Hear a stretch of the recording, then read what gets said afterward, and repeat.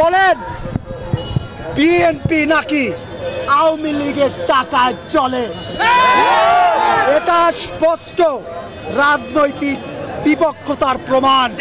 শহীদ রাষ্ট্রপতি জিয়া রহমানের আদর্শের অপমান, শহীদ রাষ্ট্রপতি জিয়া রহমানের অপমান, দেশনেত্রী বেগম খালেদা জিয়ার আপসীনতার অপমান, জনাব তারেক রহমানের অপমান, বিএনপির প্রতি লক্ষ লক্ষ নির্যাতিত কর্মীর প্রতি অপমান।